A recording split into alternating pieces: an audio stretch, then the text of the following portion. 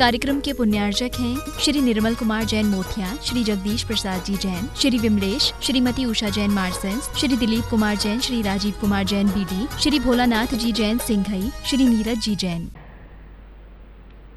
क्योंकि एक स्थान पर ऐसी भूमि मिली थी जहां पर लक्ष्मण, सीता और श्री राम एक साथ पग विहार कर रहे थे और लक्ष्मण भ्राता को बहुत तेज गुस्सा आने लगता है, बहुत चिल्लाते हैं। और जब सीता मां ने शिकायत की तो श्री राम ने कहा, सीते एक काम करो, तुम यहाँ की भूमि की मिट्टी को उठा करके अपनी गोद में रख लो और अभी दूसरी भूमि पर चलते हैं। वहां से जैसे ही प्रस्थान किया, जैसे ही दूसरी भूमि आई, वहां की जलवायु चेंज हुई और वही अनुज भ्राता लक्ष्मण जी, भैया आप बहुत अच्छे हैं, आज से अच्छा तो इस दुनिया में कोई हो नहीं सकता और सीता मां के जैसा तो इस दुनिया में कोई हो नहीं सकता, आप ही सर्वश्रेष्ठ मनुष्य हैं। कौन बोल रहा?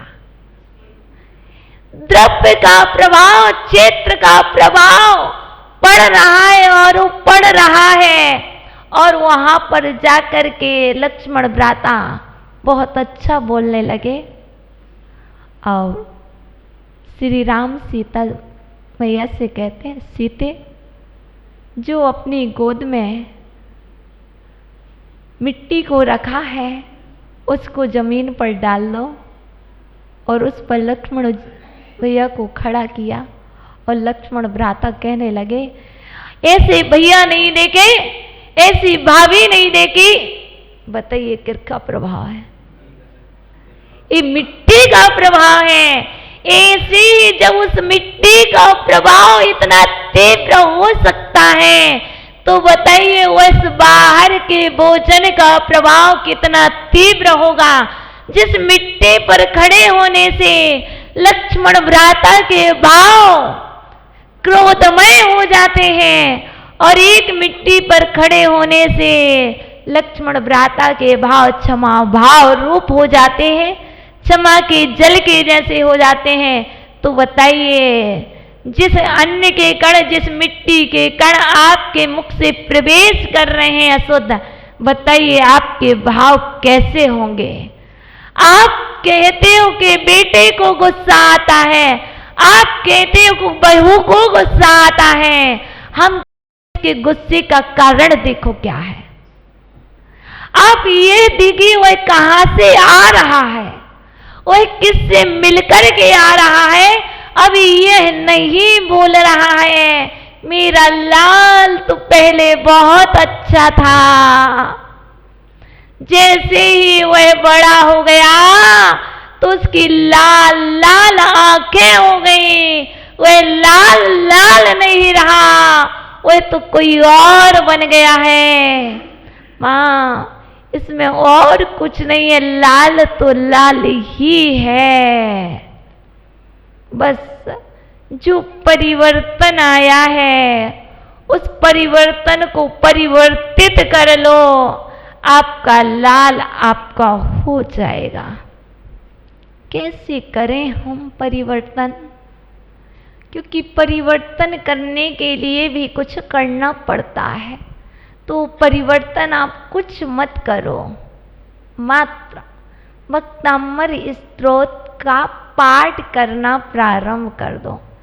मैं सत्य कह रही हूं, मेरा अनुभव है। क्योंकि जो 35 नंबर काव्य है वही कह रहा है कि भगवान की दिव्य ध्वनि तो स्वर्ग का और मोक्ष का रास्ता दिखलाने वाली है और संसार के लोग तो संसार का मार्ग दिखलाने वाले हैं। मुझे नहीं पता था कि भक्तामृत स्तोत्र में इतनी शक्ति है। सत्य कह रही हूं, बस मुझे एक बहुत ज़्यादा शौक था, बहुत ज़्यादा मेरा हॉबी था। वो था बर्तन को एकत्रित करना। कौन से बर्तन? सिर्फ पूजन के बर्तन। जब से जीवन में पूजन सीखी, मुझे यदि कोई कहता है कि मुझे प्रतिदिन नई गिफ्ट टॉयज चाहिए, तो मैं भी कहती हूँ मुझे प्रतिदिन जो जो बर्तन हो पूजन के, चाहे वो चांदी के हो वो चाहिए, कल सोने के चाहिए, यदि ताम्रपत्र में निकले तो मुझे वो भी चाहिए, यदि वो जर्मनी सिल्वर के निकले तो मुझे वो भी चाहिए। और सब लोग बड़ा चढ़ाते थे। दुकान लगाना है क्या? जिस बार मम्मा ने कुछ सामान लिया, आपने लिया ना, मुझे भी पूजन के बर्तन दिलाओ।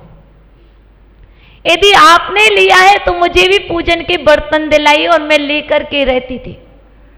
और उस बर्तन का क्या करते थे? पूजन।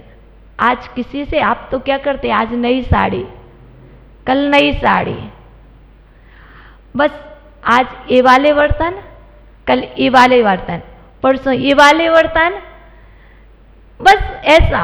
उसके बाद एक ही चीज मन में चलती थी, इतना ज्यादा ज्ञान नहीं था, बस इतना ही था कि मुझे तो माता जी बनना है, मुझे तो इस मार्ग में जाना, अब बताओ मैं क्या करूं।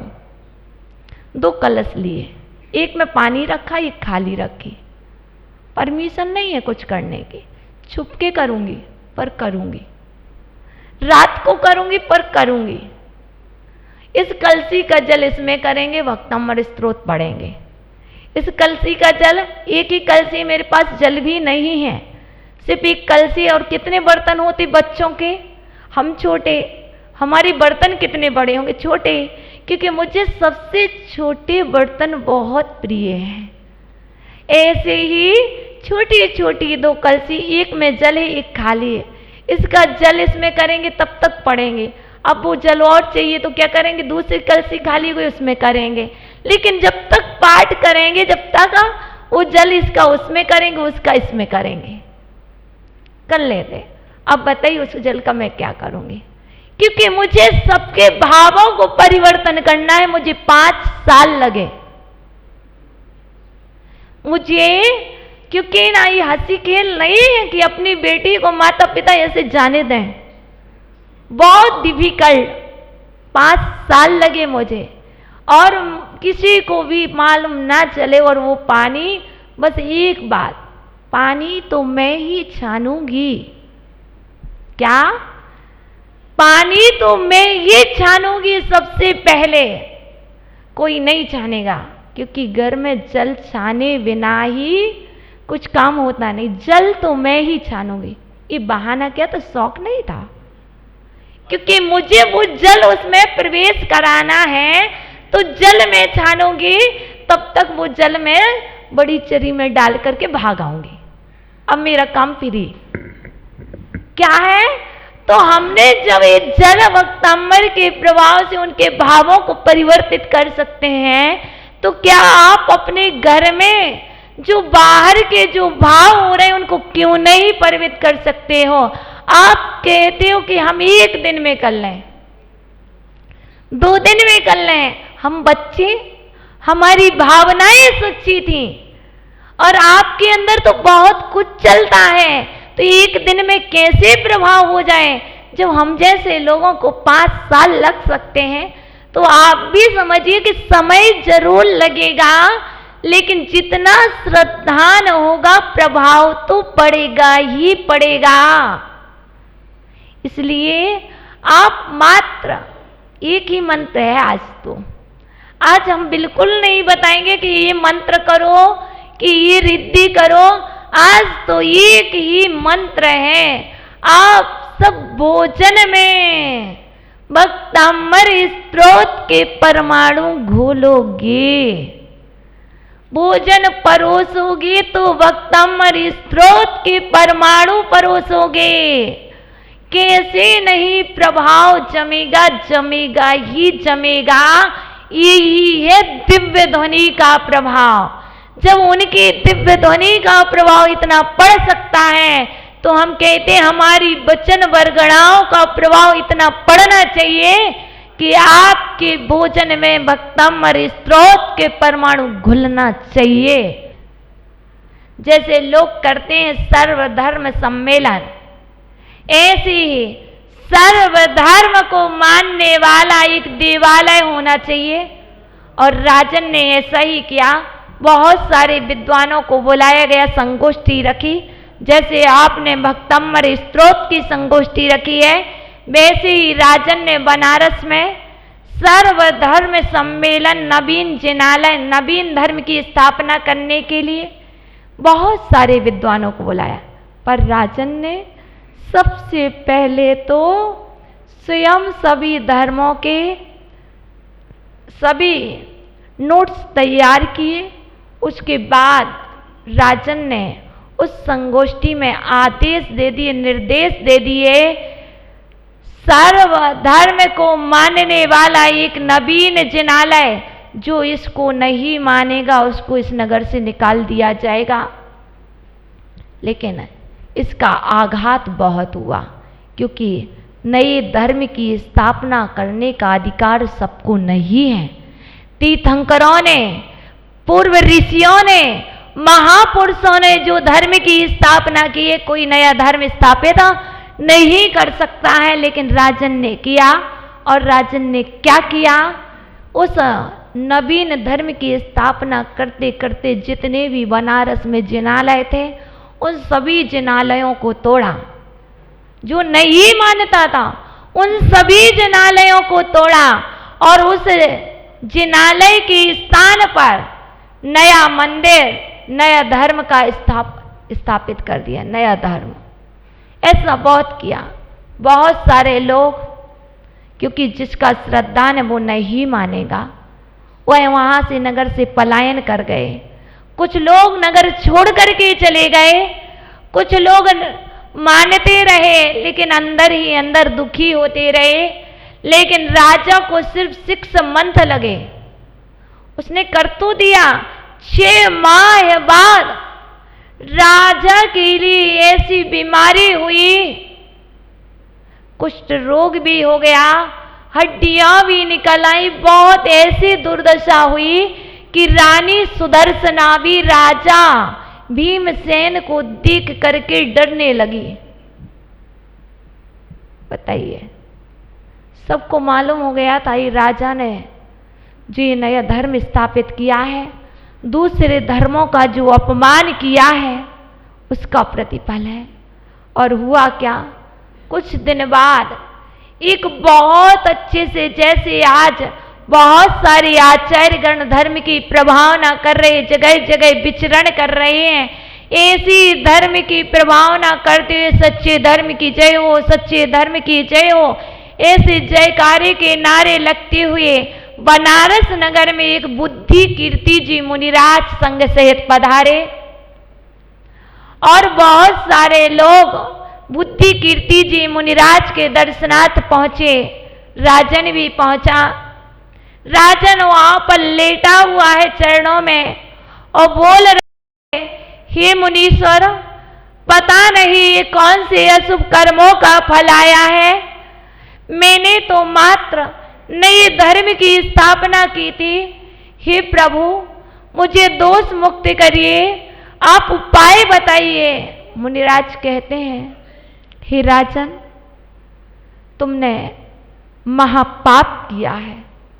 तुमने पाप नहीं किया, तुमने महापाप किया है, क्योंकि तुमने सभी धर्मों का अपमान किया है और तुमने मंदिरों को तुड़वाया है, इसलिए तुमने घोर महापाप किया है, जिस पाप का फल है कि आज तुम्हें कुष्ठ रोग से पीड़ित होना पड़ रहा है। ये तुम्हारी दुर्दशा है। राजन प्रिय विचारों से बैठे हैं, शांत भावों से मधुर शब्दों में कहते हैं, हे मुनीश्वर, पाप तो हो गया है, अब कोई उपाय बता दीजिए। मुनिराज कहते हैं, आप भक्तम्बर स्तोत्र का 34 नंबर और 35 नंबर काव्य का आराधना कीजिए, साधना कीजिए और वह भीमसेन राजा ने 3 दिन तक बहुत भक्ति भाव से अखंड रूप से भक्तांबरी स्तोत्र की युगल काव्य की आराधना की और आराधना करके मदद करने के लिए एक चक्रेश्वरी नाम की देवी आई जो आदिनाथ भगवान की अधिष्ठाता है। वह देवी चक्रेश्वरी देवी आती है और चक्रेश्वरी देवी कहती है, हे वत्स क्या चाहते हो? और चक्रेश्वरी देवी ने बस आशीर्वाद दिया, आराधना करने की कहा, लेकिन चक्रेश्वरी देवी एक बात बोल गई। क्या बोल गई? आशीर्वाद तो दिया, एक बात कह के गई, राजन हे वत्सा, तुम जिनेंद्र भगवान के अभिषेक का गंधोदक से अपने शरीर को पवित्र करो। जिनेंद्र भगवान के अभिषेक के गंधोदक से शरीर को पवित्र करो। और चक्रेश्वरी देवी अंतर्ध्यान हो जाती है, चली जाती है।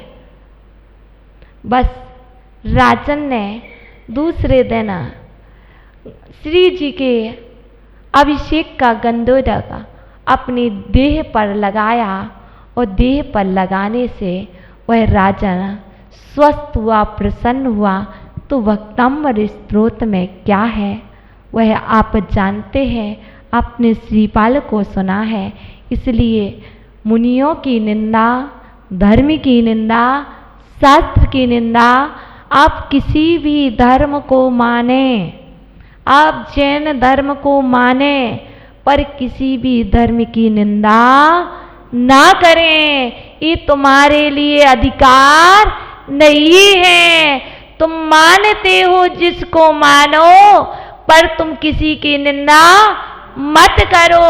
तुम प्रणाम नहीं करते तो तुम अभिनय करने के भी पात्र नहीं हो। इसलिए हमारा ये जैन दर्शन शादवाद दर्शन है, ये कहता है कि हम किसी को घात नहीं करते तो किसी की बेचारा घात भी ना करें।